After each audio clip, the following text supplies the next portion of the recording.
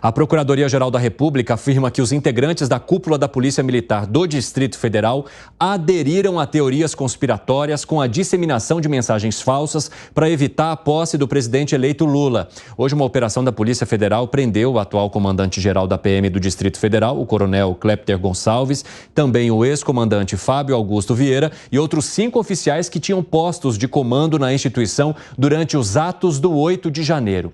Havia uma investigação sobre a possível omissão da Polícia Militar do Distrito Federal em relação aos atos do 8 de janeiro. Agora, o que traz a Procuradoria-Geral da República é que não só uma omissão foi encontrada ali, mas também uma participação, ou seja, se inflama as autoridades ideologicamente a partir do compartilhamento de notícias falsas, segundo a Procuradoria-Geral da República, que faz com que esses oficiais não tomem a atitude necessária, mesmo recebendo inúmeros avisos de que sim, as pessoas invadiriam a sede dos 3 poderes em Brasília, Alan Gani. Evandro, se esse Gonçalves foi preso por uma questão lógica, por que o outro Gonçalves, o G. Dias, não está preso? Porque também foi omisso. Que Gonçalves? Gonçalves Dias? Gonçalves Dias, o G. Dias. Porque esse também foi omisso. Omisso pelas imagens, omisso segundo a ABIN. Então, por uma questão lógica, os 2 Gonçalves deveriam estar presos. Aliás, esse Gonçalves que foi preso, ele também não tem foro de função e me parece que ele deveria ser julgado pela Justiça Militar. Diferente do outro, que aí sim era ministro de Estado e tinha foro de função enquanto cometeu o suposto crime omissivo, de omissão. Agora, ô Piperno, na denúncia que foi feita ao Supremo Tribunal Federal, a Procuradoria-Geral da República aponta mensagens, áudios e vídeos que foram compartilhados pelos celulares ali, pelos grupos desses oficiais da Polícia Militar. E segundo a Procuradoria-Geral da República, isso gerou um clima social de polarização político-ideológica e de desconfiança nas instituições republicanas. Então, eu fui buscar o que esses áudios, esses textos continham. Estou com alguns trechos aqui também. Tem um que é muito... Há 2 aqui que eu separei que são muito sugestivos, desse Clepter Rosa Gonçalves.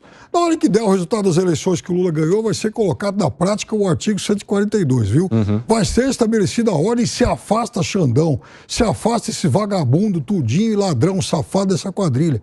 Aí vocês vão ver o que é por ordem no país. Eu admito que o Brasil vai deixar um vagabundo, marginal, criminoso e bandido como o Lula voltar ao poder. Rapaz, vocês têm que entender o seguinte, o Bolsonaro está preparado com o Exército, com as Forças Armadas aí para fazer a mesma coisa que aconteceu em 64. O povo vai para as ruas que ninguém vai aceitar o Lula. Ganhar a presidência porque não tem sentido, o povo vai pedir intervenção e aí, meu amigo, eles vão nos livrar do comunismo novamente. E tem mais um monte. Pois é, segundo as informações da Procuradoria-Geral da República, Piperno, esse trecho que você leu faz parte de um vídeo que foi compartilhado, inclusive de uma pessoa que não foi identificada. Então, por isso que a Procuradoria-Geral da República traz que eles compartilharam informações falsas. Não só falaram ou negociaram diretamente um com o outro, mas também compartilharam vídeos, fatos não, fake news, segundo a Procuradoria-Geral da República, que teria inflamado essa situação. Pode continuar, Piperno, desculpa te interromper. Não, e aí tem os mais recentes, já na véspera, né, que eles falam em atrasar, por exemplo, um contingente de policiais menos experientes, sim, atrasar o envio desses contingentes, tá tudo lá. Eles falaram abertamente disso. Segré. Você sabe que 99% da população brasileira, e eu convido a nossa audiência a refletir e responder, compartilha muitas vezes o que chega no celular sem verificar a fonte nenhuma. A gente faz isso por uma questão da profissão. Eu não mando nenhuma coisa que eu recebo sem checar a fonte. E quando eu envio, cito a fonte. É uma questão de profissão mesmo. Esses oficiais teriam cometido um erro ao compartilhar essas informações que são falsas? Mas pode ser um erro como muita gente faz. Isso não está justificado. Porque a gente está falando de oficiais que eram responsáveis pela segurança dos 3 poderes e que diretamente teriam que atuar ali para evitar que aqueles espaços fossem invadidos. E fica muito claro a tendência que eles tinham sobre esses vídeos que estavam enviando. Mas eu não enxergo o envio do vídeo como uma questão de eu estou de acordo com isso. Gente, acontece todos os dias quando a gente recebe muitos vídeos, matérias que a gente checa, mas a maioria das pessoas não checa. De qualquer maneira, está certo que tenha que ser investigado. Se a justiça determinou a detenção, algum motivo terá, mas volta a ser a mesma questão. O princípio de isonomia tributária e legal, que é iguais perante a lei, não está sendo aplicado. Ou seja, no teu ponto de vista, então, não necessariamente como aponta a Procuradoria-Geral da República, eles aderiram a teorias conspiratórias. Não significa uma adesão. O fato deles compartilharem isso, por exemplo, com outros oficiais e outros integrantes dessa cúpula responsável pela segurança do Distrito Federal. Não me parece, além do mais, provavelmente existem grupos de WhatsApp onde a gente recebe e outro manda. Isso não me parece que seja a cobertura de um delito em si. E o vídeo em que eles falam em atrasar o envio das tropas para fazer a segurança no... Aí é outra coisa. Mas aí é outra coisa. Não, mas está no lote também. É porque o que a Procuradoria-Geral da República fala é que 200 homens foram empregados para atuar ali contra as invasões. E que a maioria desses 200 homens eram soldados inexperientes e despreparados. E eles trazem nesse relatório que esses oficiais teriam escolhido os homens mais inexperientes e despreparados para atuar ali naquela situação que, pelo contrário, como aponta a Procuradoria, necessitaria de um contingente maior e de gente muito experiente para lidar com o que estava acontecendo. Alan Gani. Então, me parece que essa omissão interessa a alguém. A gente tem que saber a quem, porque a omissão das autoridades públicas... Mas parece que interessa a quem, a você? Não sei, eu tenho uma hipótese, e aí, pelo próprio GSI, que foi omisso, né?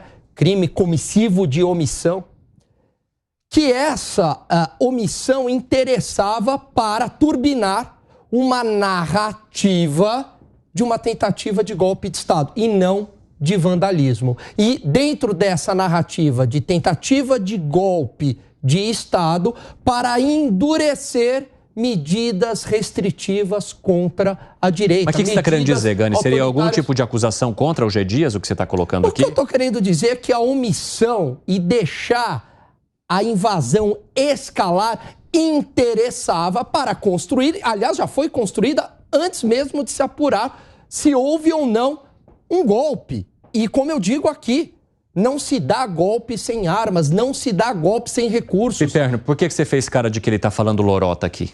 Não é que ele está falando lorota, que vamos de novo confrontar com esses áudios todos aí e tal. Os mesmos personagens que...